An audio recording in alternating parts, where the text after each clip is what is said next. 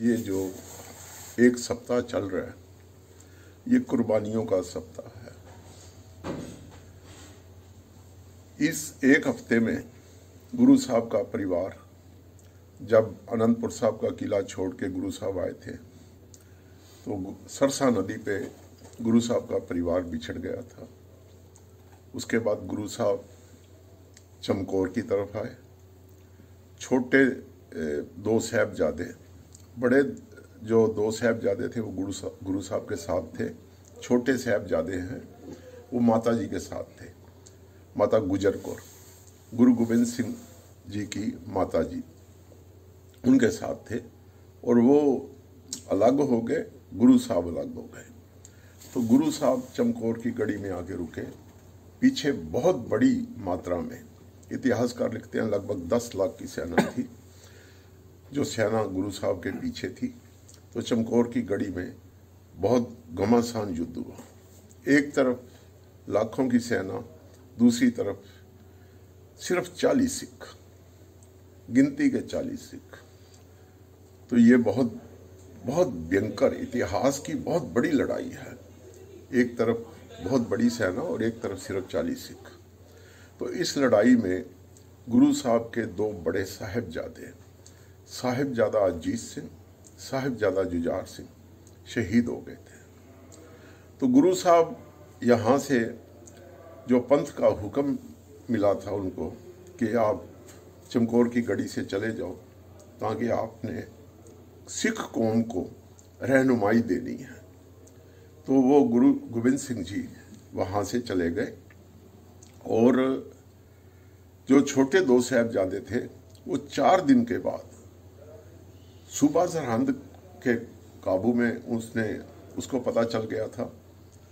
एक रसोइया था गंगू के नाम से जो गुरु साहब के घर में रसोइये का काम करता था।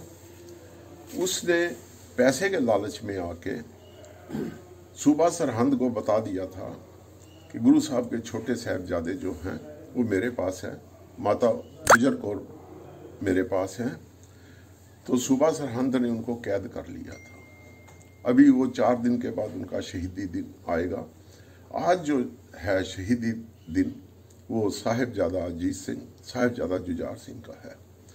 गुरु गोबिंद सिंह जी पूरे इतिहास में ऐसा कोई दूसरा सानी नहीं, कोई दूसरा एग्जाम्पल नहीं है। वो सरबस्त दानी है।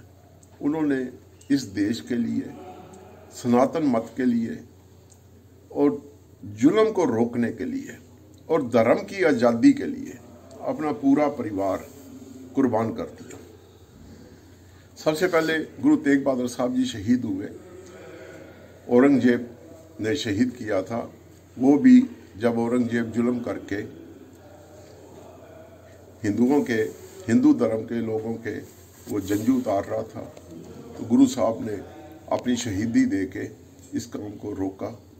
उसके बाद गुरु गोबिंद सिंह जी ने भी जुल्म का टाकरा करते हुए इस देश में जुल्म की जड़ को ख़त्म करने के लिए अपना पूरा परिवार कुर्बान कर दिया है। आज पूरा सिख जगत गुरु साहब के बच्चों की शहीदी को नमन करता है। हम भी करनाल निवासी और विरसा फॉरएवर चैरिटेबल ट्रस्ट के समूह सेवादार शहीदों को, गुरु साहब के बच्चों की शहीदी को कोटान कोट प्रणाम करते हैं। और हमें इस चीज़ पे मान भी है कि पूरे संसार में धर्म की आज़ादी के लिए, सिर्फ सिख धर्म की आज़ादी के लिए नहीं, सभी के धर्म की आज़ादी के लिए, देखो ये ही कुर्बानी है, ये ही सोच है, सबसे ऊंची सोच है कि उन्होंने जो कुर्बानी दी धर्म को बचाने के लिए। सिख धर्म को नहीं, कोई भी धर्म जो है, हर बंदे को, हर इंसान को अपना धर्म मानने की इजाज़त हो, इसकी छूट होनी चाहिए।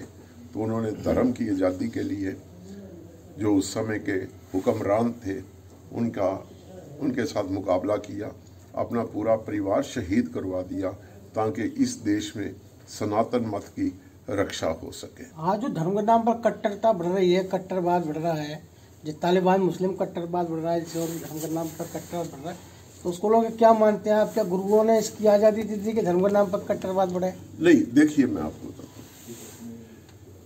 कट्टर धर्म का ना गलत मतलब नहीं निकालना चाहिए और इसका गलत इस्तेमाल भी नहीं करना चाहिए। जी जी कोई भी धर्म जो है ना किसी को वैर विरोध नहीं सिखाता। जी जी। जहाँ तक मैंने स्टडी किया है, इस्लाम भी किसी को गलत बात नहीं सिखाता। कुछ लोग धर्म के नाम पे धर्म की गलत व्याख्या करते हैं। सो इस्लाम के अंदर भी किसी को नुकसान पहुंचाना कहीं भी नहीं लिखा हुआ। और धर्म वही है, धर्म एक ही चीज़ सिखाता है कि सबको मिलकर रहना चाहिए। हर आदमी को, हर इंसान को अपना धर्म मानने की आज़ादी होनी चाहिए। वो अपने धर्म के मुताबिक अपना जीवन व्यतीत करे, इसमें किसी को इतराज़ भी नहीं होना चाहिए। और जहाँ तक सिख धर्म की बात है, हम तो हमेशा सांझीवालता, सरबत का भला और सांझीवालता की बात करते हैं।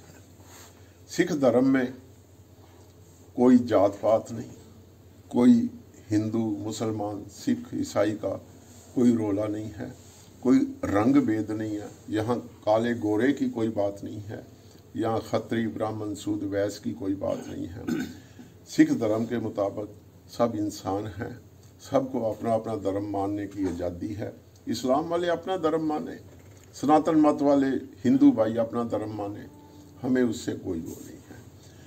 और कभी भी आपने ये नहीं सुना होगा कि सिख किसी को कहें कि भाई तू अपना धर्म छोड़ के सिख बन जा।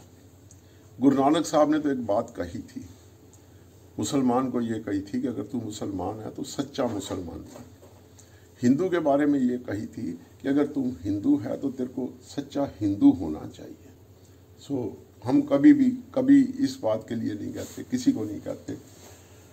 सभी को अपना अपना धर्म मानने की आज़ादी होनी चाहिए, पूरी दुनिया में होनी चाहिए। ईसाई मत वाले अपना ईसाई मत में विश्वास करते हैं, हम सिख हैं, हम गुरु नानक साहब के दिखाए मार्गदर्शन पे चलते हैं। और हमें खुशी है कि हमारे गुरु साहब ने जो कंसेप्ट दिया, जो हमें संदेश दिया, गुरु ग्रंथ साहब जी में साफ लिखा है, खत्री ब्राह्मण सूद वैश्य उपदेश चौं वर्णा को सांझा। ये गुरबानी गुरु ग्रंथ साहब जी में जो हमें उपदेश दिया गया है, जो आध्यात्मिक ज्ञान दिया गया है, वो सिर्फ सिखों के लिए नहीं है, वो पूरी मानव जाति के लिए है, चाहे वो कहीं भी बैठा हो। सो ये मानवता के कल्याण के लिए है।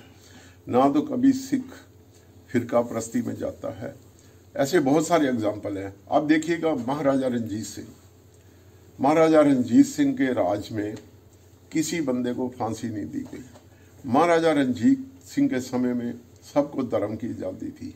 महाराजा रणजीत सिंह ने जब स्वर्ण मंदिर हरिमंदिर साहब अमृतसर पे जब सोना लगवाया था, तो उसने काशी के मंदिर को, जहां अभी 2 दिन पहले मोदी साहब, हमारे प्रधानमंत्री जी मोदी साहब जिसका उद्घाटन करके आए हैं, उस मंदिर को कई टन सोना महाराजा रणजीत सिंह ने दिया था। इसी तरह इस्लाम वालों को भी कि एक मस्जिद के लिए महाराजा रणजीत सिंह ने बराबर का सोना दिया था।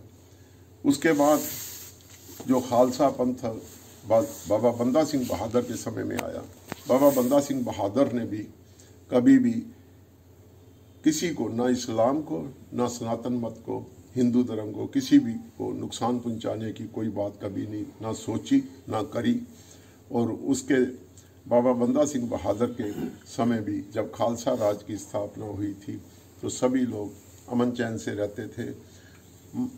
बंदा सिंह बहादुर ने पहली बार ऐसा हुआ था कि लोगों को जमीन का मालिकाना हक दिया था।